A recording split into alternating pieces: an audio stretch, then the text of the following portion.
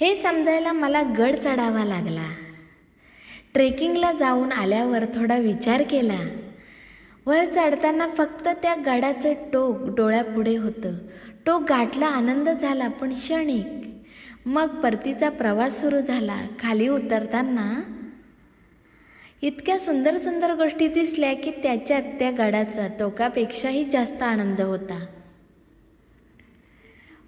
पण गंमत अशी की वर चढताना माझं त्याच्याकडे लक्षच गेलं नव्हतं आणि खाली उतरताना त्यांना पाहत होतो, पण त्याचा मनसोक्त आनंद घेण्यासाठी तेवढी ताकद उरली नव्हती. आयुष्य ही कदाचित असंच असतं. आपल्याला वाटत असतं ती एक गोष्ट मिळाली की मी आनंदी होईन. मग ती मिळवण्यासाठी आपण जीव तोडून धावतो.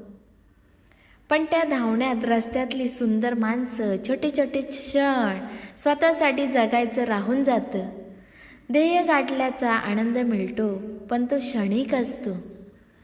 आणि मग कधीतरी मागे वळून पाहताना जाणवतं, ज्या गोष्टीसाठी आपण इतकी धडपड केली त्यापेक्षा जास्त सुंदर तर तो प्रवासच होता.